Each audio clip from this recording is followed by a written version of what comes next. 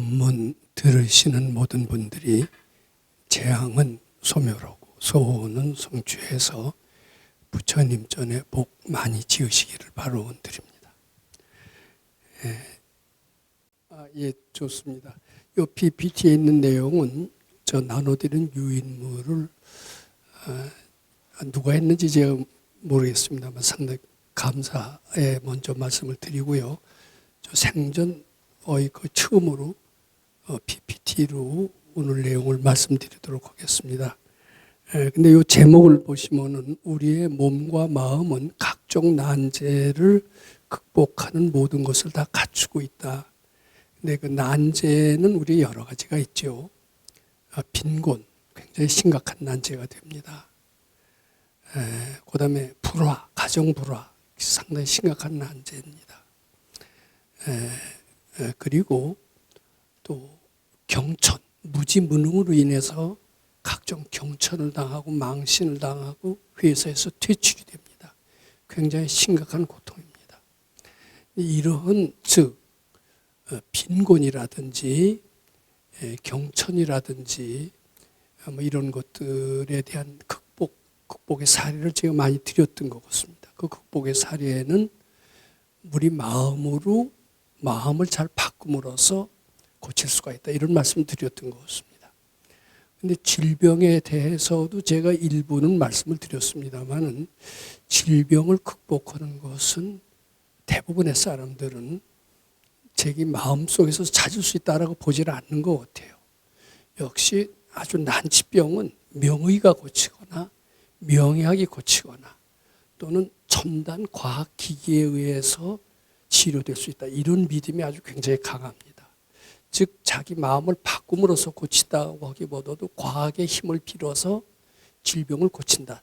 이런 생각이 과학자들은 말할 것도 없지만 보통 우리 마음의 힘을, 즉 일체유심조라는 마음의 힘을 믿는 불자들까지도 그런 생각을 대부분 지배하고 있다라고 이렇게 하는 것을 부인할 수가 없습니다. 저는 비교적 이제 부처님 덕으로 어떻게 보면 우리 밝은 스승의 덕으로 어렸을 때 병약했었지만은 그 수도의 과정을 거치고 지금까지 별 그 병에 대한 그 두려움을 느껴보지를 못했던 것 같습니다. 나는 굉장히 건강한 몸으로 세상을 떠날 수도 있다 이런 생각을 최근까지도 해왔던 것 같습니다. 근데 나이가 자꾸 먹고요. 어느덧 이제 팔자가 되니까 뭐 여러 가지 불안한 생각도 들고 나도 결국 병이 든다면은 마음으로 극복을 해서 무슨 생각인지 바치라는 그 가르침에 의해서 병을 극복하기보다는 역시 의사나 명의나 또는 명약이나 또는 과학의 도움으로 밖에는 병을 극복할 수밖에 없지 않나 이런 생각을 점점 가지게 되는 것은 부인할 수 없는 사실입니다. 그런데 과연 우리가 일체유심조라는 말을 자주 쓰고 우리 몸에 모든 불가능이 없다. 우리는 조물주다. 전지전능하다. 이런 얘기를 귀에 자주 들음에도 불구하고 역시 난치병은 할 수 없다. 이런 생각이 있는 것은 부인할 수가 없습니다. 오늘은 그 난치병도 의사나 명약에 의해서 극복되지 않고 우리 마음으로 극복될 수 있다. 이런 이야기를 드리고자 하는 게 오늘 주 목적입니다. 이게 굉장히 어려운 강의 같아요. 저도 그러면은 이 우리 마음의 세계가 과학의 세계보다도 더 뛰어날 수 있다는 것을 일단 인정을 해야 됩니다. 그 인정하기가 쉬운 일이 아닌 것 같아요. 아마 도저히 그 이해하지 못할 거고 모르겠습니다. 저는 아주 훌륭하신 스님, 소위 깨쳤다고 하는 스님은 그 부처님의 전지전능을 믿는 그런 분이 소위 깨쳤다는 분 아니겠습니까? 소위 깨쳤다고 소문나신 분들. 뭐 대표적으로 우리 다라이 라마라고 한번 칩시다. 또 우리나라의 뭐 성철 스님 같은 분은 야 마음만 잘 쓰면 병은 없다. 그리고 난치병이 생겼어도 우리 마음 부처님께 잘 바치는 식으로 또는 화두 참선만 잘하면 극복할 수 있다. 그런 얘기를 과연 하실 수 있을까? 근데 그런 얘기를 하실 수 있어야 진짜 깨친이고 밝은이다. 저는 이런 얘기를 합니다. 즉 깨친이라면은 과학의 세계는 마음의 세계보다 훨씬 아래에 있는 하위 개념이다. 이것을 증명하지 않으면은 우리 마음 잘 닦아서 병을 극복할 수 있다. 이런 그 논리적인 전개를 할 수가 없어요.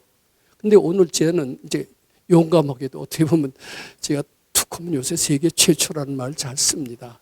근데 세계 최초로 우리의 마음의 힘은 과학의 힘보다 더 위대하다. 과학이라고 하는 것은 사람들은 최고의 가치라고 보고 가장 위대하다라고 보지만은 사실은 부처님 가르침에 보면 훨씬 아래다. 이런 이야기를 해야 돼요. 근데 그 마구잡이로 했다간 과학자들한테 여지없이 얻어맞습니다. 제가 과학을 안 했다면, 논문을 좀 잘 써보지 않았다면 어림없습니다. 여기 와서 번번이 깨집니다. 근데 저는 제가 논문 쓰고 싶어서 쓴 게 아닙니다. 어떻게 보면 먹고 살 게 없어서 하다 보니까 학교로 취직이 됐고, 학교로 취직이 되다 보니까 공부를 하게 됐고, 공부를 하게 되다 보니까 논문을 쓰게 됐어요. 그거 다 제가 의도적으로, 자발적으로 한 게 아닙니다. 주위 여건상 어쩔 수 없이 하게 됐어요. 근데 거기에 이제 부처님 가르침을 제가 배웠기 때문에 가르침을 적용해서 논문을 쓰다 보니까 논문이라는 게 결국은 골치가 밝아야만 좋은 논문을 쓸 수 있다라는 그런 생각이 나왔고, 소위 지금 과학 만능의 시대 아니에요. 특히 4차 산업혁명 시대에서 인공지능은 최고의 과학입니다. 이 최고의 과학이 부처님 가르침보다 하위의 개념이 있다는 것을 설명해야 됩니다. 근데 그게 설명할 수 있었던 것은 제가 수도에서 몇 년 동안 그 일체유심조라는 그런 마음 공부를 했고, 또 이제 논문을 쓰면서 뛰어난 논문은 골치가 밝아야 뛰어난 논문을 쓸 수 있다. 아인슈타인보다도 대부분의 과학자들은, 마음의 세계를 잘 모르는 대부분의 과학자들은 도저히 아인슈타인의 지혜는 난공불락이라고 생각합니다. 그것은 마음의 위대성을 모르기 때문에 그렇습니다. 저는 하루 강아지가 범 무서운 줄 모르고 굉장히 어려운 자연의 비밀을 한번 부처님의 가르침으로 풀어 헤치려는 그런 아주 어리석은 발상이라고 할 수가 있을지도 모릅니다. 그런 발상으로 도전을 했는데 용케 자연의 비밀 하나 풀었다고 생각을 합니다. 하나를 풀고 나니까 다 풀 수 있을 것 같아요. 소위 요새 반도체, 굉장히 반도체로서 좋은 반도체를 만든다면 모든 세계 부를 창출할 수 있다는 것이 이제 과학자 얘기입니다. 근데 반도체보다 더 위대한 21세기의 꿈의 신소재는 상온에서 초전도체를 만들 수 있는 나라가 있다면 그 나라는 지완이 된다. 이런 얘기는 과학계에서 아주 늘 회자되고 있는 이야기입니다.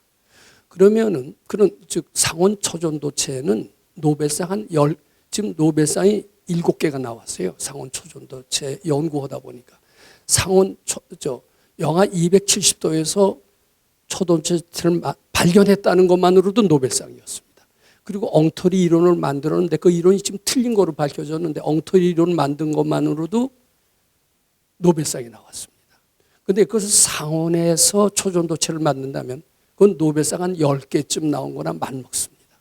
그런데 상온 초전도체는 아인슈타인도 못 만든다고 생각합니다.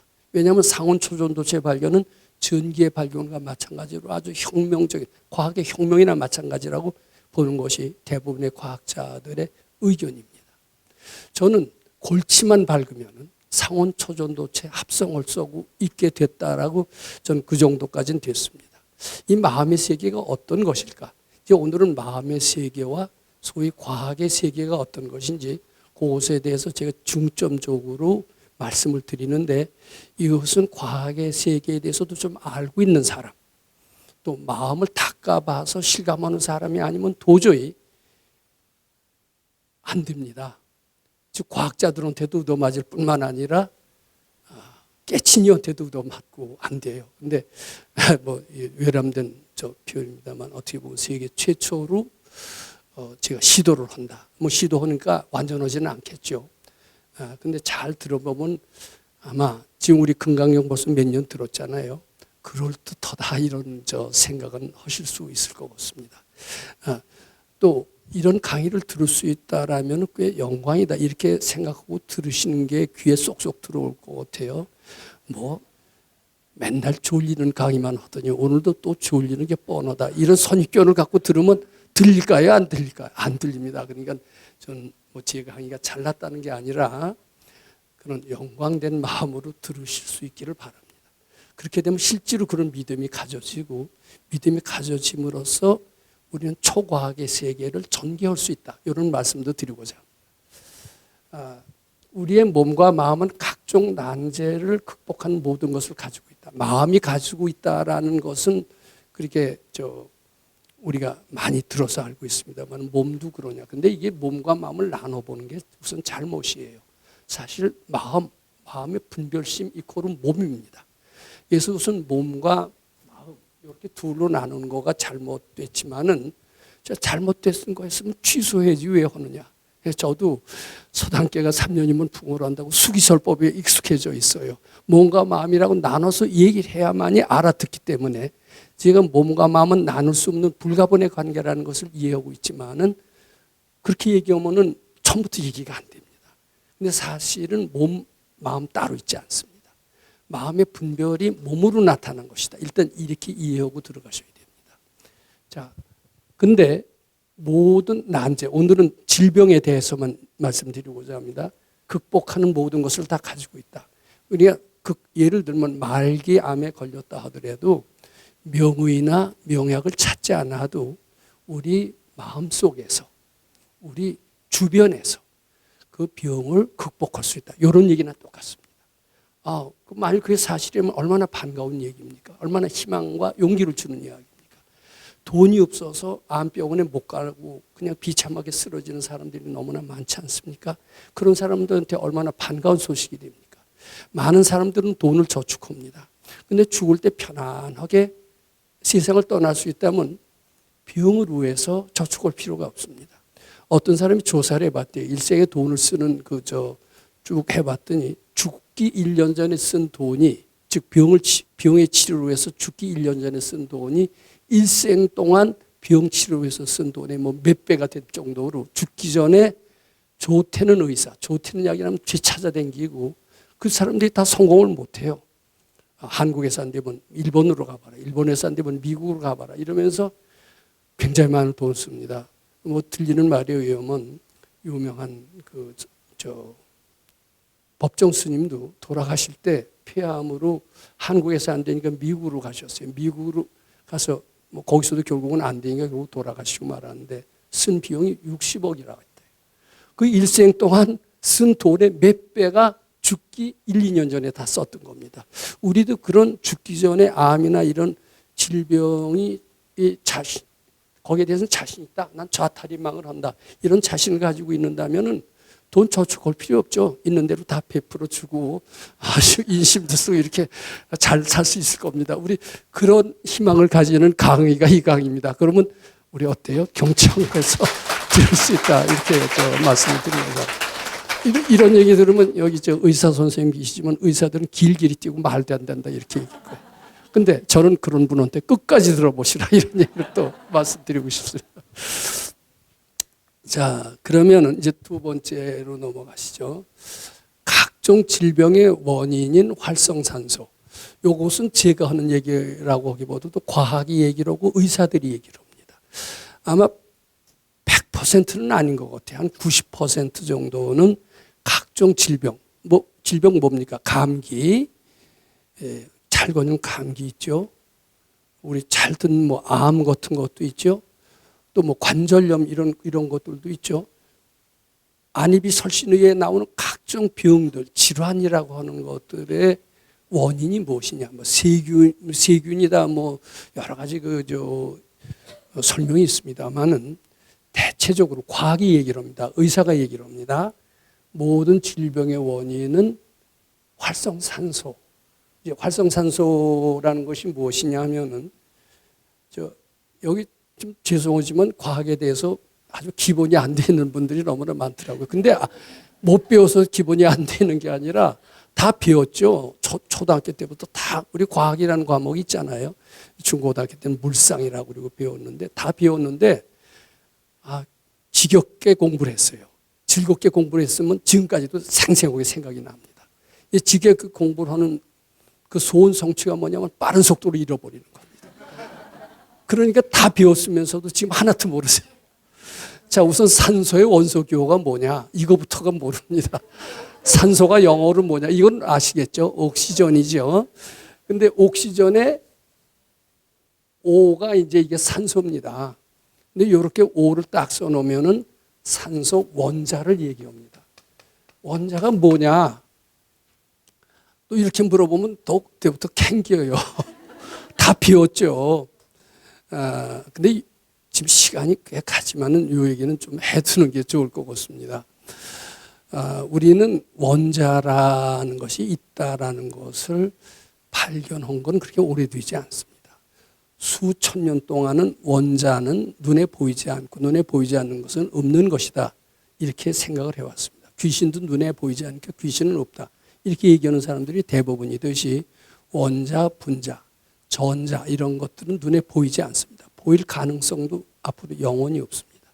그러니까 존재 자체에 관심이 없었고 그런데 이게 점차 언제부터는 그런 미시세계, 마이크로스코피 이런 시스템에 대해서 관심을 자꾸 갖게 되어 있습니다. 지금 이런 이과대학이나 공과대학에서 교수를 뽑을 때 이 미시세계를 연구 많이 한 사람들이 아주 인기가 좋습니다. 거기서 모든 것이 다 벌어지기 때문에 그래서 이 미시세계엔 관심이 없었는데 점점 정밀한 과학을 하다 보니까 거시세계에 있는 것은 알고 봤더니 미시세계의 집합체다 이런 것을 알게 됐고 물질을 자꾸 쪼개고 그럼 최후에 남는 것이 무엇일까 이런 생각을 자꾸 관심을 가지게 됐습니다.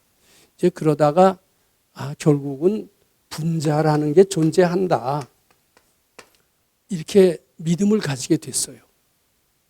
그리고 분자를 발견합니다. 자, 그리고 분자를 더 쪼개면 뭐가 있을까? 원자라는 게 있을 것이다. 이런 생각을 합니다. 이게 가정이죠. 원자라는 게 있을 것 같아요. 네. 근데 이제 여기 O는 원자라고 하지만 H2O 그러면은 이건 원자가 아니에요. 분자예요. 수소 원자 2개와 산소 원자 하나 합친 것이 물 분자라고 그럽니다. 그래서 우리 겉에 나타나는 것은 원자 상태는 하나도 없습니다. 이 피아노는 원자로 되지 않습니다. 수많은 분자로 구성되어 있습니다. 이 분자 그래서 가장 물질의 최소 단위를 아마 분자라고 하는 데까지는 발견이 됐고 분자를 더 쪼갤 수 있을까 하고 봤더니 원자로 쪼개진다라는 것도 발견이 됐던 것입니다. 원자가 최소 단위일까 하고 봤더니 전자라는 것도 발견됐어요. 즉 분자가 최소 단위인 줄 알았더니 원자가 더 최소 단위고 원자보다 더 작은 게 전자가 또 있다라는 것도 알게 됐습니다. 제가 질문을 드립니다. 우리가 발견했기 때문에 원자, 전자, 분자는 존재한다. 이게 맞아요. 우리가 발견하지 않아도 우리가 그런 거 생각하지 않아도 본래 존재한다. 이게 맞아요. 본래 존재한다가 맞아요. 이렇게 되면 아직 오늘 강의의 목적에 이제 결론적으로 말씀드려요. 그건 과학 만능주의가 됩니다. 과학이라는 것이 우리의 생각을 떠나서 존재한다는 얘기나 똑같습니다. 물질이 우리의 분별심을 떠나서 존재한다는 얘기나 똑같습니다. 자, 소는 우리 집에 소라고 그러면 좀 덜 익숙하죠. 애완견은 있어요. 애완견 이름이 뭘까요? 이제 포니라고 합시다. 포니는 존재한다. 맞아요? 틀려요? 내가 먼저 힌트를 줘서 틀리다고 얘기해요. 근데 이것도 마음 공부한 사람. 근데 마음이 현실을 만든다는 이론을 모르는 사람은 내 마음과 상관없이 현실은 존재한다가 돼요. 근데 마음 공부를 우리가 약난생, 약태생도 우리가 어떻게 해석해요? 그걸 마음의 결과로 알로 까는 보를 받는다. 어떤 의지하는 마음의 결과로 소나 이런 것들의 보를 받는다. 이렇게 해석을 하는 사람은 거의 없습니다. 우리 마음과 상관없이 소, 개, 닭, 귀신 이런 거 존재한다라고 봅니다. 과학의 세계도 우리 마음과 관계없이 존재한다라고 봅니다. 맞습니까? 안 맞습니까? 그렇게 하는 것은 사실이에요. 이렇게 하는 한은 밝아지기도 어렵고 결국 과학 만능주의에 의해서 지배될 수밖에 없고 말기암은 도저히 고칠 수가 없고 이렇게 되는 결론까지 이어집니다. 그러면 뭐란 말이냐? 이런 질문 나와야 안 나와요? 일체유심조의 진리로 돌아가자 이렇게 얘기를 합니다. 즉 달리 말해서 전자가 있다고 분별하니까 전자가 생긴다. 이게 맞습니다. 소가 있다라고 분별하니까 소라는 것이 존재한다. 소가 있다라고 그렇게 분별하지 않으면 확신하지 않으면 소는 존재하지 않습니다. 전자가 있다. 오늘 자유전자라는 얘기가 많이 나오는데 전자가 분명히 존재한다. 왜냐하면 실험 사실이 밝혀졌다. 이렇게 실험해서 해봤더니 과학 교과서 보면은 전자의 발견 해갖고 1800 몇십 몇 년에 엑스레이를 어떤 금속에서 또였더니 뭐가 나와서 등등 해서 전자의 발견이라는 게 딱 역사적으로 기록이 나옵니다. 그러면 내가 좋은 마음을 내든 나쁜 마음을 내든 늘 그리워하든 말든 존재는 존재한다야 아니에요. 존재한다가 됩니다.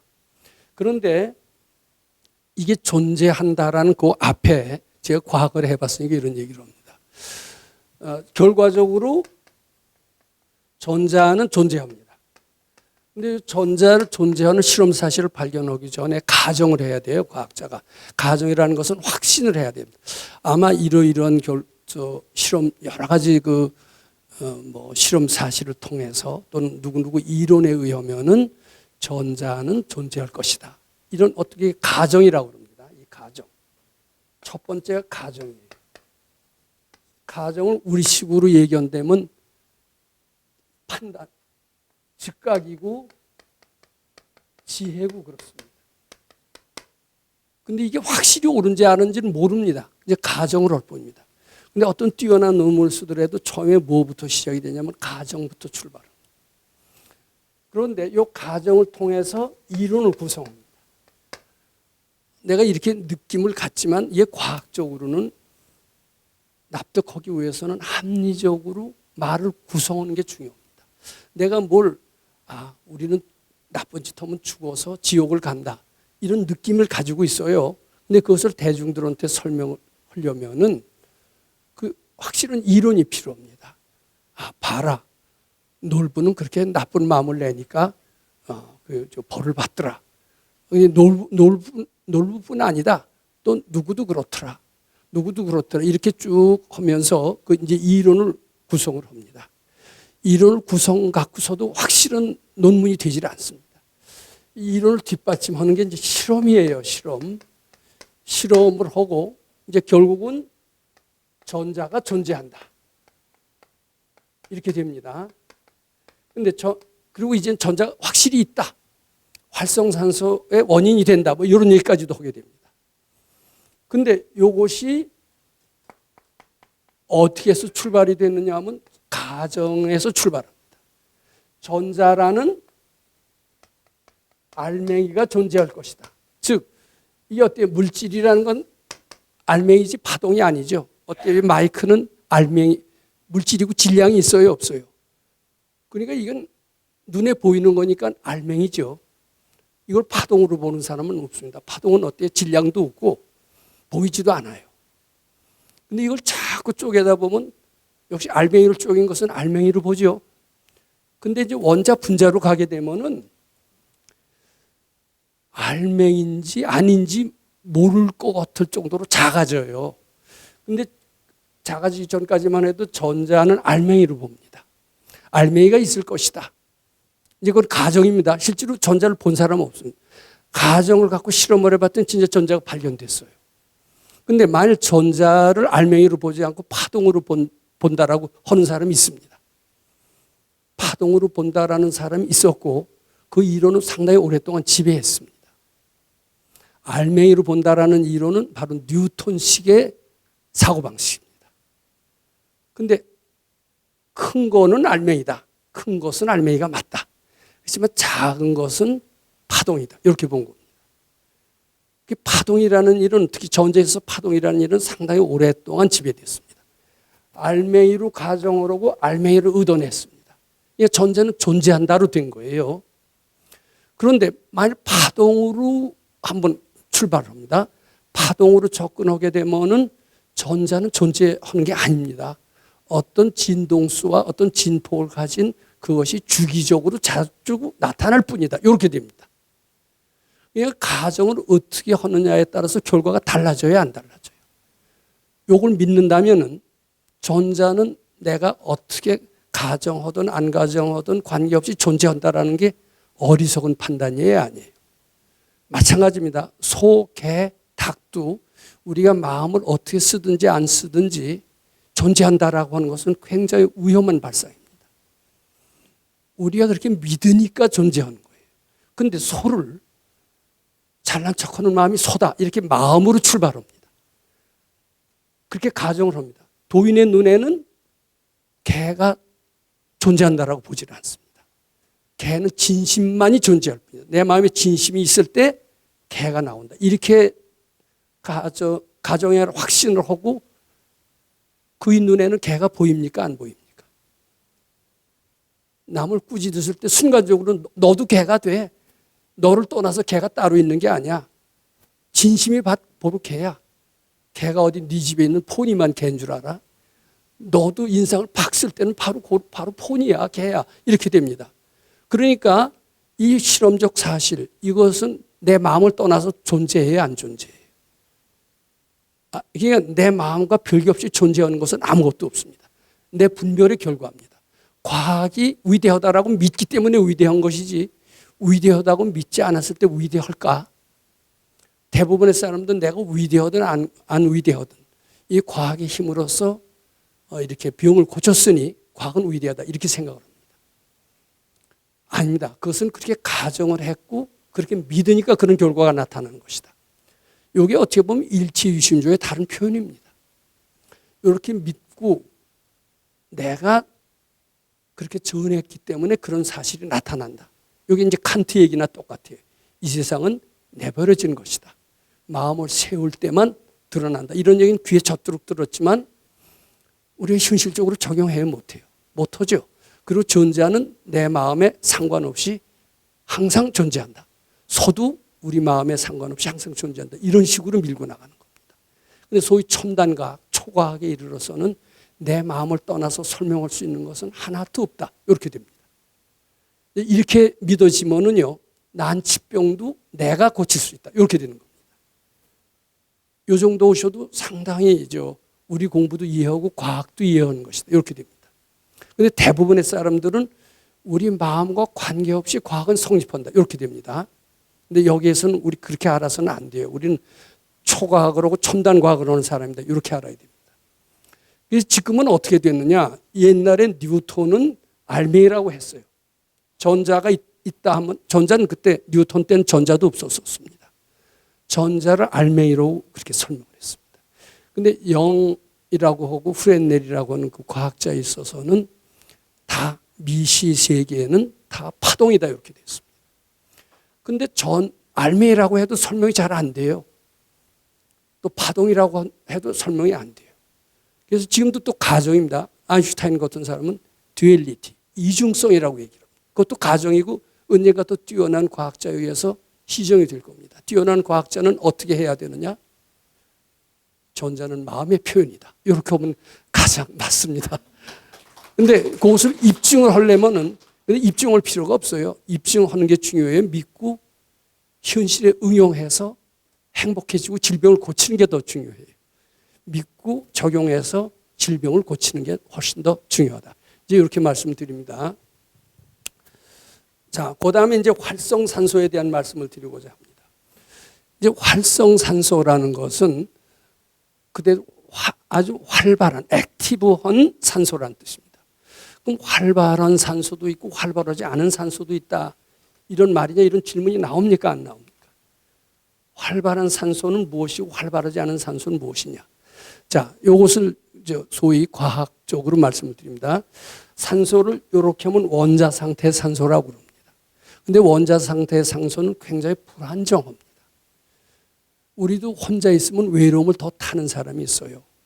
아마 외로움을 타는 사람은 결국은 결혼하게 되지 않을까 싶습니다. 결혼하는 목적은 여러 가지가 있겠습니다만은 또 혼자 산다라고 아주 강하게 주장했던 사람들도 나중에 결혼할 때 그 이유를 댑니다. 아, 난 외로워서 혼자 살 수 없어.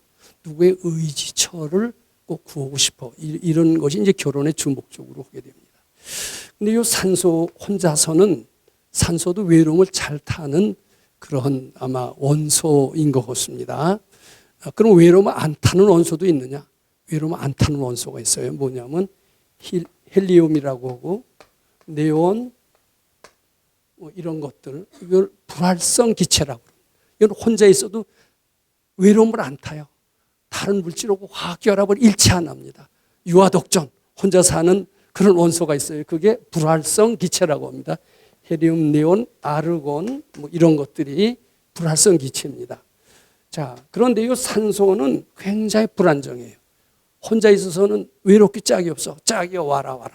둘이 붙어 다녀야 안정을 해요. 그래서 O2, 대개 산소 분자로 존재합니다. 그래서 자연계에 있는 산소는 대개 O2입니다. 뭐 이건 뭐 고등학교 과학으로 충분히 배웠습니다. 자, 그런데 그러면 불활성 산소는 대개 자연계에 존재하지 않습니다. 그럼 불활성 산소는 뭐냐면 활성산소는 그냥 O, 이런 것은 활성산소입니다. 그 다음에 O에다가 플러스 전기를 띠면 이건 더 활성이 됩니다. 그래서 이런 것들이 활성산소에 속합니다. 여기 O가 두 개가 있으면 더 활성이 되고 여기도 O가 두 개가 있고 플러스 이온까지 띄면 더 활성산소가 됩니다. 그런데 자연계에서는 이런 활성산소가 어쩌다 나타나다가도 금방 어떻게 되냐면 O2로 안전한 상태로 되돌아가려는 경향이 있습니다. 불안한 상태로 오래 존속합니까? 못합니까? 못하죠. 안정한 상태로 존재하죠. 그래서 대부분의 산소들은 우리 어렸을 때 태어날 때는 몸속에 불활성 산소는 없다. 이렇게 봐도 됩니다. 그러면 불활성 산소는 언제 만들어지느냐? 자연적으로는 안 만들어집니다. 자연적으로는 다시 말씀드립니다. 자연적으로는 활성산소는 존재하지 않습니다. 활성산소는 존재하지 않고 활성산소가 만들어졌다 하더라도 금방 불활성, 즉 안정된 상태로 갑니다. 그럼 불활성산소를 만드는 것은 아직 얘기하지는 못해요. 원인을 아는 게 없는 것 같습니다. 그런데 발근의 말씀을 빌리면은 우리 분별심이, 탐진치가, 우리 궁리가 산소를 만든다. 이렇게 말씀드리고자 합니다. 그래서 각종 질병의 원인은 활성산소인데 활성산소를 누가 만드느냐? 비활성산소 또는 불활성산소는 화학력 결합력이 이제 약해서 안정 상태로 존재합니다. 그런데 이 비활성산소는 우리 분별심이 만든다는 것이 누구도 얘기해 본 적이 없습니다. 근데 제가 도인 가르침을 쭉 해 들어보면 이런 그 활성산소는 우리 분별심이 만든다. 탐진치가 만든다가 됩니다. 자, 여기서 어째서 활성산소가 만들어지냐? 자연의 각종 화학 변화는 활성산소를 만들지 아니한다. 오직 사람의 분별심, 탐진치가 많이 활성산소를 만든다. 이렇게 하는 것은 어떻게 보면 세계 최초의 아주 대담한 발언이다. 이렇게 말씀드리고 이것이 돼야만이 우리가 활성산소에서 벗어나서 불활성산소를 만들게 됨으로써 우리 마음이 만듭니다. 그래서 건강을 회복하는 것이다. 결론적으로 이렇게 말합니다. 그러면 어떻게 궁리가 활성산소를 만드느냐? 요거에 대한 이야기를 하고자 합니다. 약간 그 전문적인 지식을 좀 말씀드리고자 합니다. 어렵지 않아요. 하나도 어렵지 않고 중학생 또는 초등학생들도 잘 알아들 수 있을 정도로 쉬운 과학적인 상식에 해당이 되는데 과학적인 상식이고 과학에도 만고불변의 법칙이라는 게 있어요. 수시로 변하는 법칙도 있죠. 100년 못 가서 바뀌는 법칙도 있지만 몇백 년 동안 한 번도 예외를 발견하지 않는 자연과학의 대법칙도 몇 개는 존재합니다. 그 몇백 년 동안 변하지 않고 앞으로도 변할 공사는 거의 없습니다. 그것이 변하면 우주의 질서가 깨질 정도로 이상하기 때문에 그 법칙을 근거로만 말씀을 드립니다. 이게 보통 자연계의 산소는 O2, 분자 상태의 존재로 존재합니다. 근데 이것은 안정한 산소 형태입니다. 근데 여기에 어떤 에너지가 가해져요. 에너지는 여러 형태로 나올 수가 있습니다. X선 같은 것도 에너지가 되고요. 열 같은 것도 에너지가 됩니다. 또 어떤 전자파를 다 집어넣으면 그것도 다 에너지가 됩니다. 자, 그런데 에너지를 집어넣으면 이것이 활성산소로 바뀔 수가 있어요. 2배 5로 됩니다. 이건 활성산소 중에서도 약한 활성산소가 됩니다. 근데 더 에너지를 강하게 집어넣어요. 강하게 집어넣으면 2배 5 플러스가 될 수가 있습니다. 그리고 여기 두 개의 전자를 띄었으니까 두 개의 전자가 튀어나옵니다. 이렇게. 근데 이것보다도 더 강한 활성산소가 있어요. 그것은 2배 5 플러스 2입니다. 이렇게 된 것은 4개의 전자가 나옵니다. 이것은 약한 활성산소고 이것은 좀 강한 활성산소고 이건 더 강한 활성산소입니다. 근데 이거 에너지를 가해도 이렇게 되지만 일부러 에너지를 가해서 돈 들여가면서 이쪽으로 하는 사람은 아무도 없습니다. 근데 우리 분별심을 우리 잘 해보죠. 분별심. 분별심에 대한 고찰입니다. 분별심 이코르 궁리예요. 궁리. 궁리는 탐진치입니다. 자, 탐진치는 뭐냐면 우리 어떤 목표를 세워서 일을 합니다. 어서 하겠다고 설치죠. 제가 요새 혈압을 자꾸 체크합니다. 근데 아침에 혈압이 아주 안정이 돼요. 근데 이 안정이 끝까지 갔으면 좋겠어요. 내일도 혈압이 안정이 되고 모레도 안정이 되고 굴피도 안정이 되면 좋은데 변덕이 죽을 듯하거든요. 그래서 1시간 후에 또 재봅니다. 왜냐하면 안정이 됐나 안 됐나. 근데 한 시간 후에 재보면 확 올라요. 이게 안정이 안 됐네. 그리고서는 이제 또 1시간 지나면 안정이 되겠지. 1시간 지나면 조금 내려가요. 조금 더면 더 안정이 되겠죠. 또 이따 재보면은 더 올라가요. 이야, 미칠 것 같아요. 안정을 시키겠다 하면은 또 그러다가 안 되면 어떻게 하느냐. 이렇게 하다 보면 혈압이 오르락 내리락 하고 골이 지끈지끈 아프기 시작합니다. 즉, 요거 잘 보세요. 탐심이라는 게 안정된 마음입니까? 끊임없이 움직이는 마음입니까? 움직여요. 진심도 역시 움직입니다. 치심도 안정된 게 아니에요. 이만하면 됐다라면 덜 움직이지만 안정되지 않습니다. 근데 이게 변덕이 죽을 듯 한다는 말이 있죠. 우리 마음은 변덕이 죽을 듯 합니다. 미친 원숭이와 널뛰는 것과 비슷합니다. 그래서 우리가 좋은 일을 해야 될 텐데 잘 안 해야 돼요. 안 이루어지고. 한참 생각하다 보면 또 마찬가지입니다. 내일 아주 중요한 시험이 있습니다. 공부는 안 해요. 이러다 시험 망치겠다. 근데 시험은 잘 쳐야 되는데 해야 되는데 안 되면 어떡하나. 결혼도 실패고 직장도 실패도 밤새워가면서 하자. 오늘 죽이라도 꿈에라도 답안지를 봤으면 이런 엉뚱한 생각까지 하다 보면 골이 지근지근 아파요. 그러니까 골이 지근지근 아프면 어떤 형태로 나타나느냐 하면 열로 나타납니다. 충돌해서 나무끼리 서로 충돌해서 열나는 현상을 봐야 안 봐요. 자연 현상을 보면서 우리 머릿속에는 서로 이렇게 충돌하면은 열이 나는구나. 이런 것을 짐작을 하면서 실제로 열을 나는 체험을 하게 됩니다. 본래 열이 나는 게 아닙니다. 열 나는 현상을 봅니다. 그러면서 이렇게 서로 부딪히면 열이 나는 거로구나. 그런 인식을 가지고 있기 때문에 열을 또 체험하게 됩니다. 그 열은 이코로 에너지입니다. 미세한 열이죠. 분별수로는 이게 그 열이 36.5도가 정상 온도 아니에요. 35.6도까지 올라갈 거예요. 근데 열을 좀 더 내면 37도까지 올라가고 골이 아프기 시작을 합니다. 근데 이런 열은 미세한 열입니다. 불 때는 열보다 상당히 적어요. 열은 이 산소를 원자 상태로 만듭니다. 국리가 더 아주 지성을 부립니다. 탐진치가 기승을 부리면은 이런 상태까지 갑니다.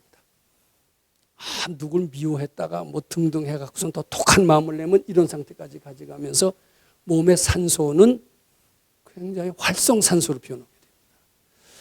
활성산소를 변할 때는 외부에서 에너지를 가하거나 에너지를 안 가하더라도 우리 마음속의 분별심은 활성산소를 확실히 만듭니다. 여기 이제 가정이긴 하지만은 아마 도인도 이렇게 할 것이라고 이렇게 생각합니다. 그럼 이것들이 각종 병이 되는 거예요. 이 병인데 이 병을 활성산소를 어떻게 없애느냐? 요거 의학자가 못합니다. 그 결과적으로 어떻게 해라. 즉 항산화 물질을 먹어라. 이게 약입니다. 그래서 인삼, 산삼 이런 것들은 항산화 물질이 굉장히 많이 포함되어 있다. 활성산소를 제동을 거는 것이다. 이게 이제 항산화 물질이고 그게 이제 명약이라고 그러는 겁니다. 그렇지만 이것을 근본적으로 없애는 방법은 하나도 모르고 있어요. 자, 그 뒤에 분별이 활성산소를 만든다고 그랬어요. 그 다음 페이지로 가보세요. 이제 사람이 만든 분별식도 활성산소는 굉장히 이온화가 되어 있어요. 이렇게. 이온으로 되어 있으면서 이것들은 굉장히 빠른 속도로 돕니다. 말로는 우리 몸속에 여러 가지 장기가 있잖아요. 간, 심장, 비장, 의장, 신장 이런 신장에 핏줄이 다 있죠. 실핏줄의 길이가 12만 킬로래요. 그런데 이 혈액이 1분간에 다 돌아요. 굉장히 초음속으로 돕니다. 근데 초음속으로 돌 때는 안정한 산소일 때는 아무 문제가 없어요. 근데 이 이온화된 산소라면은 그게 전기를 띠기 때문에 장기를 부딪혀요, 안 부딪혀요? 굉장히 빠른 속도로 이온화된 물질이 충돌하게 되면은 천하에 튼튼한 사람도 염증을 일으키게 됩니다. 그래서 활성산소가 굉장히 빠른 속도로 돌면서 피를 도우는데 그것이 이제 공격이 가벼우면 염증이 되고요. 공격이 중증이면 암을 유발하게 된다는 겁니다. 이게 각종 질병의 원인은 또 관절염, 류마티스, 등등, 중이염 등등 모든 것들이 다 활성산소가 원인이다. 여기 지금 몸에 병 앓고 계시면 내 속에서 활성산소가 설치고 있다. 이렇게 보시면 되고요. 또 그 생각만 하면 안 돼요. 그 약을 먹어서 활성산소를 죽여야 된다. 이렇게 결론이 나잖아요. 그러지 말고 어떻게 해요? 분별심을 없애야 된다. 이렇게 결론을 내야 됩니다. 분별심을 어떻게 해야 돼요? 시험 쳐야 알아요? 바로 알아요. 그러면 근데 이게 믿느냐 안 믿느냐예요. 믿으면은 바치게 되고 바치게 돼서 병 났다는 사람 꽤 많습니다. 체험했어요. 내 병만 낫게 하는 게 아니라 자식의 병, 남편의 병까지 고쳤던 사례가 여기 꽤 있어요. 그것은 내 마음을 안정시킴으로써 내 업보의 마음도 안정시키고 업보의 마음을 안정시킴으로써 업보의 병도 낫게 했다는 얘기입니다. 자, 이렇게 되면 우리는 내 마음으로 모든 병을 고칠 수 있다는 희망이 어느 정도 이루어집니다. 불가능은 없습니다. 좌절은 없습니다. 근데 병뿐만 아니라 빈곤, 무지, 무능, 경천 모든 데 다 적용이 됩니다. 자, 그렇다면 이게 희망과 용기를 주는 복음이에요, 아니에요? 근데 그것뿐만 아니라 치매도 된대요. 치매 다 돼요. 이게 다 활성산소가 일으킨다고. 치매 걱정을 하시기에는 병원에 가시지 말고 건강력을 읽어라. 저는 이런 결론을 내릴 수도 있어요. 자, 그런데 여기 어째서 활성산소 이론을 뒷받침하는 것을 설명하기 위해서 피뢰침의 원리를 잠시 설명하고자 합니다. 피뢰침을 최초로 발견한 사람은 미국의 아마 4대 대통령이라고 하는 벤자민 프랑클린으로 알려져 있습니다. 근데 그이는 대통령도 되고 위대한 정치가이기도 하지만은 뭘 했냐면은 과학자이기도 해요. 벼락을 맞아서 사람이 죽는 거 우리는 벼락 맞아 죽어라. 저런 못된 놈 천보리코로 벼락 맞아 죽는 겁니다. 근데 사람만 죽는 게 아니에요. 건물도 파괴가 되고 그런 걸 많이 봤겠죠. 저 어떻게 벼락에서 우리가 이런 여러 가지 어려움에서 벗어날 수 있을까 쭉 하다가 하늘에서 벼락이 치는 원리를 생각해 봤어요. 우리는 하늘에서 그냥 우지끈하면서 밝음이 번쩍 나면서 벼락을 치잖아요. 근데 벤자민 프랑클린은 이걸 잘 보다가 이것은 플러스 진기를 띤 구름, 마이너스 진기를 띤 구름이 서로 부딪혔을 때 나타난 현상이라고나 이렇게 생각을 했어요. 그냥 물 H2O는 전기를 안 통합니다. 근데 순수한 100% 증류수를 빼놓고는 대개 거기에 불순물이 들어가 있어요. 광물질이 들어가 있어요. 이온화 물질이 들어있어요. 그러기 전기를 띱니다. 근데 이렇게 구름도 H2O, 수증기가 아니라 기미입니다. 수증기는 기체예요. 색깔이 없어요. 하늘에 떠 있는 구름은 수증기가 아닙니다. 기미라고 그래야 맞습니다. 기는 액체입니다. 수증기는 기체입니다. 그러니까 액체지만 그 안에 광물질도 녹아 있어서 플러스 마이너스 전기를 약간은 띄고 있어요. 근데 이게 순간적으로 바람이 불면은 이게 플러스를 순간적으로 많이 띄는 구름으로 바뀝니다. 그럼 플러스 전기를 많이 띄는 구름은 마이너스 전기를 또 띄는 구름이 있거든요. 서로 딱 부딪혔을 때 이게 천둥 번개가 된다. 이렇게 해석을 하고, 그럼 이 벼락에서 어떻게 방지를 할 건가? 용게 플러스 띈 전기는 마이너스 전기를 띈 구름이 있을 때 서로 부딪혀서 벼락이 되지만은 마이너스 전기를 띈 구름이 없을 때는 이 플러스 전기를 띈 구름은 사람에 덮치면 벼락 맞아 죽는 게 됩니다. 건물에 덮치면 건물 파괴가 됩니다. 그런데 마이너스 전기를 띈 것, 마이너스 전자죠. 전자가 어디 많이 있냐면 금속에 많이 있습니다. 그래서 벤자민 프랑클은 이 건물을 짓 때 여기에 이제 금속을 뾰족하게 해서 오면 여기 마이너스 전자가 많이 있으니까 플러스 띈 요 구름이 딱 요리 와서 부딪히면은, 그리고 여기 전자를 띈 금속을 이렇게 해서 땅에다가 접지를 시키는 것을 어스 시킨다고 그럽니다. 어싱입니다. 말하자면. 어싱을 하면은 벼락에서 피해가 방지될 것이다. 이런 것을 알아냈습니다. 그래서 피레침을 하고 한 것을 어싱을 시키니까 이 벼락에 말짱하게 됐어요. 이게 벤자민 프랑클린의 공로가 대단합니다. 우리나라에서는 아직 피레침이라는 것은 없고 과학을 아주 무시하나마나 과학을 존재가 없었죠. 그렇고 있는 동안 서양 사람들은 과학을 열심히 해서 전자라는 것도 알게 됐고, 이렇게 해서 벼락에서 피해를 많이 줄이는 데 성공을 했습니다. 그래도 아직 벼락 맞아 죽는 사람이 남긴 남아있더라고요. 그건 왜냐하면 우리 몸속에 마이너스 전기를 띄고 있는 거예요. 즉 뭐냐면 우리 몸에 아직 활성산소가 있다는 뜻입니다. 벼락 맞아 죽는 사람은 활성산소가 많은 사람입니까? 아닙니까? 많은 사람이고 그 사람은 분별심을 많이 낸 사람입니까? 아닙니까? 죄를 많이 진 사람입니까? 아닙니까? 죄를 많이 진 사람이 벼락 맞아 죽는다는 논리가 그럴듯합니까? 안 그럴듯합니까? 맞잖아요. 그런데 피레침이라고 해서 어싱을 시킴으로써 활성산소를 플러스 전기를 무력화시키듯이 활성산소도 어싱을 통해서 무력화시킬 수 있다. 이렇게 이해가 됩니다. 이거 되시죠? 그 다음 페이지를 한번 좀 보세요. 이제 병의 예방 및 치료제, 이제 소위 건강식. 근데 활성산소를 무력화시킨 과학이 아직 없다고 그래요. 약에 의해서. 약이라는 게 뭐냐면 항산화제. 이 약입니다. 또 모든 처방이라는 게 활성산소를 없애는 게 뛰어난 의사입니다.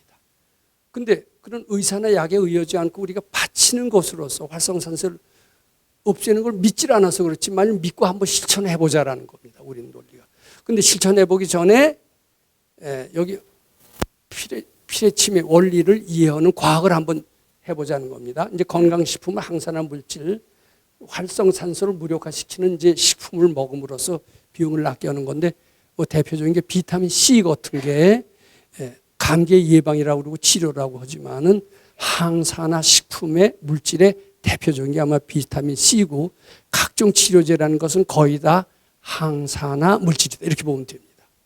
그리고 항산화를 시키는 이제 대표적인 치료 효과는 바로 맨발 걷기라고 하는 겁니다. 맨발 걷기는 말하자면 벼락을 하늘에 있는 플러스 전기를 띤 구름을 어싱을 통해서 무력화시키는 방법으로 맨발 걷기를 통해서 몸속의 활성화 선사를 어싱을 통해서 사라지게 함으로써 몸을 건강하게 하는 방법인데, 제가 조금 전에 얘기를 들었어요. 지금 우리 안산 자락길을 자주 갔잖아요.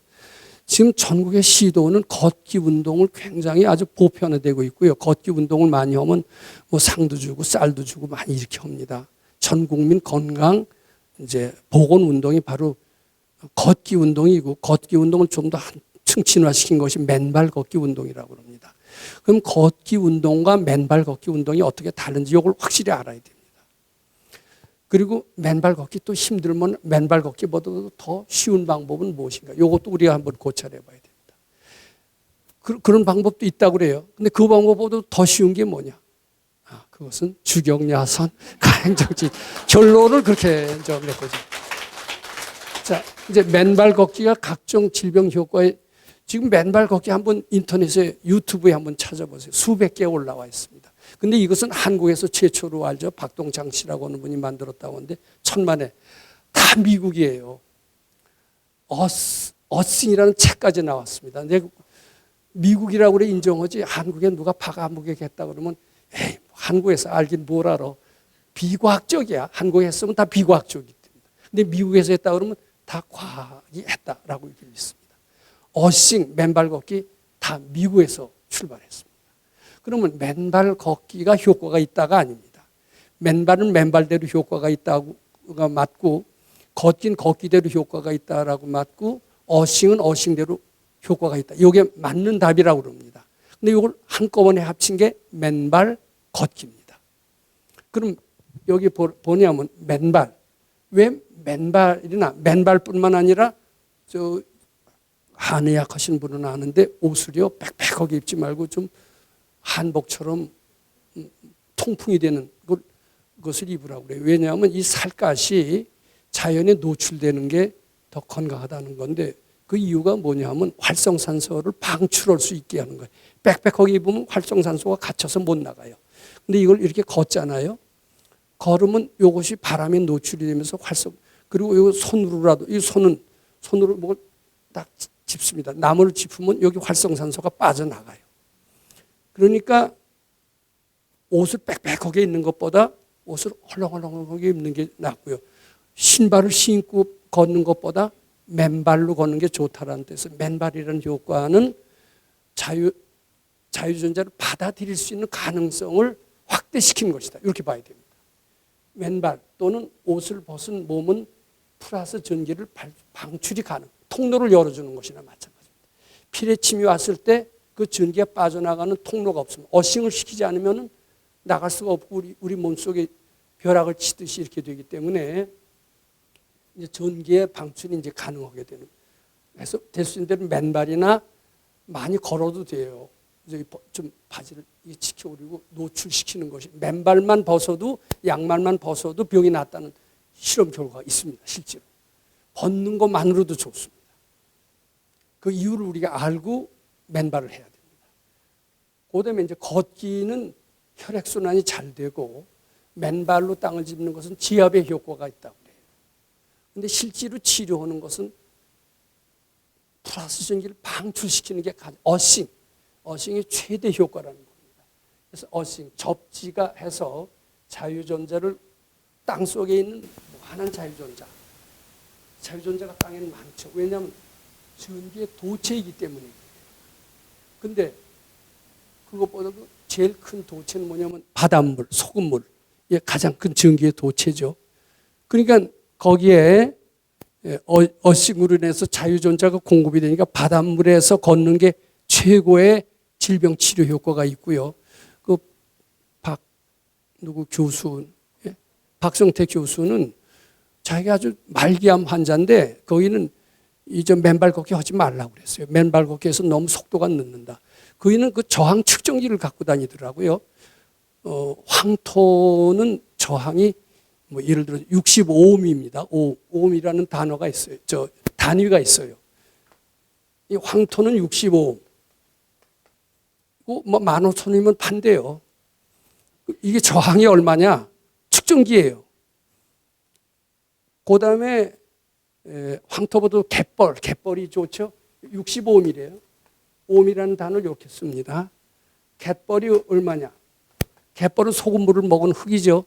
이것은 45mm라고 해요. 바닷물은 어때요? 전기를 잘 통합니다. 이거 오음수가 더 떨어지겠죠. 바닷물은 15오음이라고 합니다. 황토에서 걷는 것보다 4배의 효과가 있어요. 그러니까 급한 사람, 말기암 환자는 황토에서 걸어서는 생명을 유지할 수 없다. 바닷물로 가라. 바다에서 한 달 동안 텐트 쳐놓고 매일 바닷물 담가라. 자기가 둘을 고쳤대요. 동해안으로 가라. 황토길 걸어서는 안 된다. 황토길이 만능으로 생각하죠. 근데 지금 안산 자락길이 어떻게 되냐면 황토를 500m씩 해놨대요. 이게 전국 시도에서 황토길 해놓고 황토 걷기가 굉장히 보편화되어 있습니다. 그럼 병원에 안 가고 의사 안 만나서 병이 나는데 얼마나 좋아요. 근데 그 원리를 우리가 알고 해야 됩니다. 그 효과적인 그 맨발 걷기 해서 병을 빨리 나려면은 특히 제일 중요한 것은 어싱을 잘해야 된다고 그럽니다. 그래서 맨발 걷기도 이렇게 가볍게, 즉 말 걷듯이 말이 이렇게 걷잖아요. 근데 손은 어떻게 걸어요? 이거 어때요? 손은 어때요? 접지 면적이 넓어야 안 넓어요? 천천히 걸으니까 접지의 시간도 길어집니다. 이 소걸음을 흉내내라는 게 우리 불교에서 소라는 동물 굉장히 신성시하고 그러는데 그 걸음걸이가 아주 그 접지를 잘하게끔 그렇게 되어 있습니다. 접지가 하면 어때요? 자유전자 공급이 원활하고요. 맨발로 해야 됩니다. 근데 그냥 비 오는 땅은 더욱더 좋다. 왜냐하면 비 올 땅은 전기 저항이 적기 때문이다. 이렇게 보면 됩니다. 그래서 이 셋을 합쳐서 맨발 걷기라고 총칭을 한다. 이제 이렇게 이해하시면 됩니다. 자, 근데 시간이 요 얘기를 한번 해야 됩니다. 이게 이제 자연에는요, 좀 제가 약간 전문적인 지식을 통해서 이것을 가능성을 좀 말씀드리고자 합니다. 자, 자연계의 산소는 대개 O2로서 존재합니다. 근데 여기서 열을 가하잖아요. 그러면 이게 아주 활성산소로 변할 수 있다. 에너지를 가하고 자연적으로 에너지를 가한다고 그러는데 이렇게 해서 일부러 활성산소를 만드는 바보는 아무도 없습니다. 활성산소는 우리 분별심이 만듭니다. 인위적으로는 안 만들어요. 또 만들기도 어려워요. 근데 우리 분별심은 에너지입니다. 열을 냅니다. 국리가 합니다. 이래서 이게 2배 5 이렇게 될 수도 있고 2배 5 두 개 양전기를 띤 아주 강한 전기를 띤 산소를 만들어내기도 하면서 4배의 전자를 내게 합니다. 즉 반응을 이쪽으로 가게 하는 것은 비용을 만드는 길입니다. 그런데 이렇게 만들어진 활성산소를 이쪽으로 가게 해야 됩니다. 이쪽으로 가게 하려면 어떻게 해야 되느냐 하면은 이쪽으로 가게 하는 것은 비용을 치료 효과가 됩니다. 그러면 열을 가하면 이쪽으로 가게 되죠.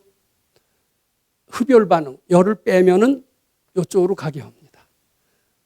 또 그 다음에 이쪽으로 가는 것을 우리가 열역하게 해서 델타 G를 마이너스가 되게 한다 이렇게 얘기합니다. 델타 G 하려면 또 길어지겠는데요. 그러니까 어렵지는 않아요. 저는 쉽게 설명할 수가 있는데 여기는 뭐 산소 분자만 나와도 그냥 골치 아파하는 분데 이것까지 하면 골이 더 지근지근 아플 것 같습니다. 근데 이게 이렇게 되면은 자꾸 활성산소가 만들어지는 겁니다. 열을 델타 G는 어떻게 보면 델타 H 플러스 T 델타 S인데 S라는 것은 엔트로피라고 그럽니다. 엔트로피란 말은 들어보시기는 했습니까?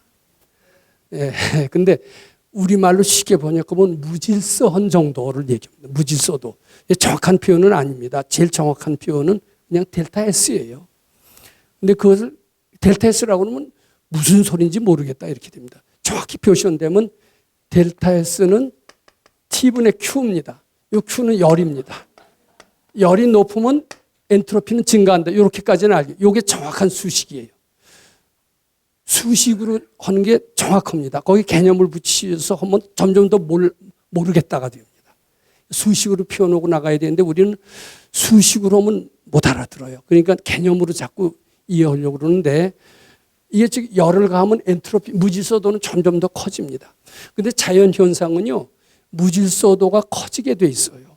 즉 산소 분자와 질소 분자가 있으면 서로 섞이려고 합니까? 제각각 따로 놉니까? 섞이려고 하죠. 섞이는 걸 못 막죠. 못 막아요. 즉 무질서도는 커지게 되어 있습니다. 지구에는 엔트로피는 점점 더 커지고 있습니다. 자, 우리는 가만히 있으면 상상의 날개를 핍니까? 마음을 안정시키려고 노력합니다. 상상의 날개를 피우면서 점점 무질서운 세계로 가게 됩니다. 무질서운 세계로 가게 된다는 것은 엔트로피가 커진다는 뜻이고 발열 반응이 난다는 뜻이고 요게 마이너스가 된다는 뜻입니다. 요건 플러스가 되고요. 그럼 요건 전체적으로 마이너스가 돼서 점점 활성산소가 커지는 쪽으로밖에 안 돼요. 그래서 공자님도 그런 얘기가 있어요. 소인배들은 한가할 때 좋은 생각 많이 합니까? 나쁜 생각 많이 합니까? 나쁜 생각 많이 하고 엔트로피는 커지게 하고 열은 나게 하고 이렇게 됩니다. 그리고 그래서 소인, 한거, 의별선. 소인은 한가 있을 때 나쁜 것만 해요. 소인 한가할 때 남 도와줘야 되겠다. 법당에 가서 법문 들어야 되겠다. 법당에 나와서 가행정진해야 되겠다. 이런 사람 적죠. 이제 그러면 되게 뭐냐면 오늘 어디로 놀러 갈까? 뭐 공부 이만큼 했으니까 좀 쉬지 않을까? 어디 뭐 좋은 영화 없을까? 등등. 이게 다 엔트로피를 키우는 거고 열을 증가시키는 거고 활성산소를 키우는 것이 수식으로 증명이 돼요. 이게 만고불변의 법칙이고 연력학의 제법칙이라고 해서 몇백 년 동안 단 한 건의 예외가 발견되지 않았습니다. 그리고요, 여기서 또 한 가지 말씀드리는 것은 우리의 분별심은 힘이 적어요. 우리 육식은 어때요? 힘이 많아요, 적어요? 적어요. 근데 칠식은 힘이 많습니다. 이게 이제 예를 들어서 이게 이제 뭐 1kg도 안 될 거예요. 근데 이게 무겁다라고 최면을 거면 못 든다는 거 아시죠? 무겁다고 최면을 거는 것은 자기 무의식이 고집듣는 겁니다. 이 무의식의 힘은 굉장히 큽니다. 칠식의 힘은 굉장히 큽니다. 그런데 현재 의식은 저기 무겁다고 아무리 무겁다고 여기 100kg다 그렇게 믿으래도 믿어져요, 안 믿어져요? 현재 의식은 말을 안 들어요. 근데 뭐는 말을 듣느냐면 전자는 말을 잘 들어요. 그러니까 이 미시 세계, 원자 분자의 세계는 우리 분별심으로 움직일 수가 있습니다. 근데 거시 세계는 못 움직여요. 요 얘기까지 썼는데 그래서 우리 도인은 하늘에 비 와라 그러면 비 와요. 근데 우리가 비 와라 그러면 비 안 옵니다. 이제 비 지겹게 왔으니 좀 개어라. 우리가 개라 그러면 개입니까? 안 되죠. 근데 우리 도인이 개라 그러면 개입니다. 즉 속마음의 명령은 듣습니다. 근데 겉마음은 안 들어요. 근데 겉마음의 말을 듣는 게 뭐냐면 미시세계는 말 들어요. 분별을 많이 내면 전자는 분별 내면 낼수록 활성산소는 전자는 많이 방출이 되면서 활성산소는 많아진다. 이렇게 되는 겁니다. 병은 활성산소가 많았기 때문에 병은 점점 더 깊어진다. 이렇게 됩니다. 마음이 움직인다라고 할 때 과학의 힘보다 마음의 힘이 더 크다라는 것을 인식하게 되고 마음의 힘이 더 크다라는 것을 인식하게 되면 우리 마음이 각종 질병을 고친다. 이런 결론에 도달하게 되는 겁니다. 자, 그 다음 거를 보시죠. 이게 뭔가 마음에서 찾지 않고 각종 질병에서 벗어날 수 있는 이유. 이제 지금 대충 얘기했습니다. 그 다음에는 이제 국리가 열을 발생하는 게 아니라 엔트로피, 즉 무질서도로 점점 커지게 하면서 활성산소를 많이 만들어지는 이런 결론을 내게 됩니다. 근데 여기서 참고로 하실 것은 이 마음의 세계를 왜 연력학 법칙과 접목을 시키느냐 이렇게 또 질문할 수도 있습니다. 근데 연력학 법칙은 만고불변의 법칙이라는 거 우선 말씀을 드리고 아직까지 단 하나의 예외가 발견된 적이 없고 이 예외가 발견되면 우주의 질서가 깨져요. 예를 들면 열은 높은 데서 낮은 데로 흘러요. 낮은 온도에서 높은 데로 흘러요. 높은 온도에서 낮은 데로 흐르는 게 연력학 제2법칙입니다. 근데 낮은 데서 높은 데로 올라가게 된다면요. 우리는 돈 하나 더 안 들이고 여기서 에어컨을 저절로 만들 수가 있어요. 근데 그게 됩니까? 노력 안 하고 돈 안 들이고 에어컨 찬바람 얻을 수 없죠. 그건 열이 높은 데서 낮은 데로 흐르는 것이 자연의 순리이기 때문에 그래요. 근데 그런 기계의 힘을 빌리지 않고 저절로 시원하게 만드는 것은 마음을 즉 활성산소를 없애는 방법밖에 없습니다. 그래서 자꾸 받치면 열을 내는 게 아니라 시원해지는 것을 느낄 수가 있어요. 에어컨처럼 시원한 것을 체험할 수가 있고, 시원한 것은 그 기계의 힘을 빌리거나 또는 우리가 받치거나 둘 중에밖에 안 됩니다. 그래서 자꾸 받치면 저절로 폭염 속에서도 시원한 걸 느낄 수가 있습니다. 시원하면 이 피부도 시원한 기운이 돈대요. 그럼 모기가 울질 못해. 모기가 잘 무는 사람은 시원한 것을 만들지 못하는 사람입니다. 국리를 잘 하는 사람은 뜨거운 기운을 시원하게 못 바꾸죠. 근데 모기는 시원한 데는 도망간대요. 따끈따끈한 피를 먹기 좋아하거든요. 국리가 많은 사람한테는 모기가 잘 붙는다. 실제로 우리 소사에서는요, 모기가 굉장히 많았어요. 그래도 모기가 잘 문다 이런 소리를 못해요. 왜냐하면 국리가 많은 놈이라고 꾸중을 듣기 때문에. 근데 도인은 모기가 안 물거든요. 미신이 아니에요. 과학입니다. 그 말 믿어져요, 안 믿어져요? 안 믿으셔, 지금까지는 안 믿으셨어요. 그런 미신이 어디 있느냐.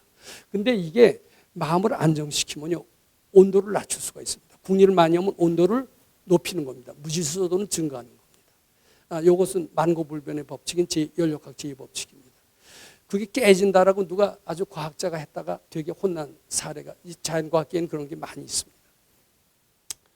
열을 발생하게 하고 엔트로피를 증가하게 해서 산소를 활성화시킵니다. 그 다음에 보세요. 이제 국리는 약한 에너지이며 파동이다. 이게 우리 국리는 파동입니다. 에너지는 물질을 이온화시킬 수가 있습니다. 우리 국리는 물질을 이온화시켜서 활성산소를 만듭니다. 그런데 속마음은 거시적, 속마음을 마음대로 하는 사람이 있어요. 이게 제가 얼마 전에 천하의 추녀가 미인이 됐다는 얘기가 있습니다. 그런데 왜 천하의 추녀가 됐느냐? 자기가 추녀라고 마음속에서 그려 넣기 때문에 추녀가 되는 거예요. 그런데 자기 마음을 미인으로 바꿀 수 있는 것은 속마음까지도 바꿀 수 있는 사람인데 이건 도인이 아니면 안 됩니다. 도인이 나는 미인이다 그래갖고 자기 무의식까지 고지듣게 할 때까지 계속 미인이다 그러면 천하의 추녀도 금생에 바로 미인이 된다라는 이제 그런 말씀인데요. 이제 그것은 이제 도인의 경우입니다. 그것은 바로 현실에서 통하는 겁니다. 근데 이제 우리는 이 얘기는 관도예요. 이건 너무 기적적인 얘기니까. 근데 이것은 우리의 국리는 우리 몸을 이온화시킨다. 이건 확실합니다. 활성산소를 만듭니다. 우리를 병으로 만듭니다. 이건 확실합니다. 즉 마음 이퀄은 물질이다. 근데 겉마음은 미시적 세계에서 통하고요. 속마음은 미시적, 거시적 다 통합니다. 실제로 어떤 우리 소사의 도반이 어항을 갖고 테스트를 해봤어요. 금붕어가 여럿이 있습니다. 그는 약간 집중의 힘이 있었습니다. 붕어를 갖고 요리 가라고 딱 움직였어요. 자기 마음대로 갔습니다. 또 기역자로 올라가, 왼쪽으로 가, 좌로 뭐 방향 바꿔 갓. 이제 군대에서 그러죠. 그대로 됐어요. 그게 이제 마음대로 움직이는 겁니다. 이제 그런 사람은 마음 이꼴은 물질이다. 이거 실감을 합니다. 근데 우리가 아무리 앞으로 가, 뒤로 돌아가, 금복은 움직이질 않아요. 우리 마음은 안 통해요. 왜냐하면 우리 마음은 전자 정도는 움직일 수 있어도 금붕어는 못 움직여요. 근데 도인은 어때요? 금붕어도 움직이고 사람도 움직이고 국가도 움직입니다. 이게 수도 정도에 따라서 이렇게 됩니다. 근데 전자는 잘 움직여요. 활성산소는 마음대로 만듭니다. 무료로 생산합니다. 그러면서 병을 만들어 갑니다. 생로병사에 덫에 걸리게 됩니다. 자, 그 뒤에 이제 부처님에 대한 공경심을 동반하는 국리를 바침으로써 요거는 시원하게 해서 모기도 못 물게 하고 흡열 반응이라고 그러는 겁니다. 또 엔트로피를 감소시키고, 근데 엔트로피나 열은 물질 세계라고 하지만 마음의 세계하고 육식의 세계하고 직결이 됩니다. 그래서 원자 큰 물질은 쳐다만 봐도 움직이지 않잖아요. 뭐 그런 거 얘기하셨죠. 근데 원자 분자는 딱 보기만 해도 어디로 간지 존재 없이 사라진다는 얘기가 불확정성 원리로, 하이젠베르그의 불확정성 원리라고 비웠을 겁니다. 우리가 아무리 짜려봐도 큰 사람은 야, 너 꺼져. 짜려보면 움직입니까? 안 움직입니까? 안 움직여요. 근데 전자는요, 딱 보기만 해도 사라져요. 이게 불확정성 원리입니다. 이게 우리 마음은 어때요? 미시세계는 움직일 수가 있어요. 그리고 활성산소를 만들므로써 전자를 이탈시킴으로써 활성산소를 만드는 겁니다. 이렇게 되면 좀 이해가 되시죠? 그래갖고 병을 걸리게 만드는 겁니다. 엔트로피 무질서하게 만들므로써 또 역시 활성산소를 만드는 쪽으로 접근합니다. 자, 그 뒤에 그럼 이제 결론적으로 이제 확실히 알았으니까 활성산소를 가행정진화물에서 없애는 방법도 있지만은 그러면 안 믿어요. 그러니까 그런 사람한테 맨발 걷기나 가라 이렇게 할 수밖에 없어요. 근데 지혜 있는 사람은 맨발 걷기 안 가셔도 됩니다. 공부만 잘해도 다 돼요. 근데 저도 벌써 몸이 고장나기 시작하니까 맨발 걷기에 의존해서 활성산소를 없애는 방법을 하려고 합니다. 근데 그런 걸 복을 지음으로써 병을 고치는 거고요. 더한 것은 의사한테 가야죠. 근데 의사한테 가시지 말고 맨발 걷기도 가시지 말고 받쳐서 하시는 게 제일 낫고요. 두 번째는 맨발 걷기고요. 하지하의 방법이 뭐예요? 남한테 의존하는 게 제일 하지하예요. 우리가 혼자 다 자체적으로 고칠 수 있습니다. 이건 확실한 것 같습니다. 근데 이제 숲속이 왜 좋으냐 하면은요, 숲속이 좋다는 건 하지만 왜 좋은지는 몰라요. 산소가 굉장히 많은 게 숲속입니다. 근데 대한민국에서 가장 공기 좋은 데를 찾아봤어요. 그랬더니 어딘 줄 아세요? 우리가 국립수목원입니다. 산소가 많은 데입니다. 그런 데 가면 어떻게 돼요? 방향을 요것을 이쪽으로 가게 합니다. 산소가 많아지면은 이걸 이쪽으로 가게 합니다. 이게 국립수목원보다 더 좋은 데가 어디냐면 바닷가래요. 바닷가에 굉장히 공기가 좋다. 이제 그건 확실한 모양입니다. 이 바닷가에서 병 치료했던 사람이 굉장히 많아요. 왜냐하면 활성산소를 무력화시키, 청정한 산소가 많기 때문에 그렇습니다. 그게 뭐 23%인가 그렇다고 그러죠. 그래서 우리는 바닷가에 가기가 어려우니까 이제 숲속에서 참장공이라는 게 뭐냐면 이렇게 접지 자세입니다. 이렇게 딱 30분 동안 제가 한번 해봤어요. 산속에 가서 접지를 오래 해야 되잖아요. 이렇게 딱 걷는 것보다 2배 효과가 있습니다. 이렇게 딱 하고 30분은 건강에 한 번 읽으면 돼요. 딱 하고 건강에 한 번 읽으면은 참장공으로 말미암아 근력이 좋아지고 건강경 읽음으로써 정신교육도 되고 그리고 접지 효과로 인해서 건강도 좋아하고 일거삼득입니다. 그래서 숲속에서 발을 어싱해가면서 참장공을 하시라 이렇게 권하고 싶고 아마 이거 한번 확실히 효과가 있을 겁니다. 그다음에 바닷가가 청정 지역에서 바닷물로 접지하는 것도 뭐 4배 내지는 그 전기 전도도가 강함에 따라서 1000배까지도 효과가 있다고 합니다. 왜냐하면 이온화가 돼야 전기를 통하거든요. 근데 전기 잘 통하는 염도가 높은 바닷물 속에서는 어싱의 효과가 굉장히 뛰어나서 빨리 병을 고칠 수 있다고 합니다. 근데 바닷가에 가기 싫으면 소금물을 집에다 뿌려놓고 물 뿌려놓고 이렇게 어싱하고 있어도 된다. 이런 그것도 하나의 방법이니까 참고로 해주시기 바랍니다. 그 다음에 제일 좋은 것은 안정된 마음, 자꾸 받침으로써 어때요? 활성산소가 뭐 때문에 생겼어요? 분별심으로 생겼잖아요. 분별을 소멸하는 것이 활성산소를 없애는 가장 원초적이고 집중적인 방법입니다. 근데 우리는 그걸 모르니까 빙글빙글 돌아서 의사한테 약에서 맨발 걷기에서 이렇게 빙빙 돌다 결론은 어디로 오냐면 내가 받쳐서 하지. 이게 제일 나중인데 사실 그걸 제일 먼저 해야 됩니다. 그렇죠? 예. 그 다음에 있습니까? 요 제안입니다. 국리를 잘 받침으로써 안정된 마음으로 병은 본래 없다라면 되는데 됐든 병을 본래 없다 그러면 믿어요, 안 믿어요? 잠이 본래 없다 그러면 믿어요, 안 믿어요? 잠이 본래 없다 그러면 보따리 싸고 가려고 그래요. 근데 이게 다 거짓말이 아니고 참이니까요. 믿고 해보세요. 여기 가행정진 함으로써 얼마나 좋아지신 분들이 많습니까? 자, 이제 이게 과학을 뒷받침해서 한 설명이고 과학보다 뛰어납니다. 언젠가 이런 세계에 우리는 일치유심조, 마음이 다 각종 난제를 치료할 수 있다. 이런 세계를 우리 아마 가게 되는 것이 세계적인 추세가 아닐까 이렇게 생각합니다. 감사드립니다.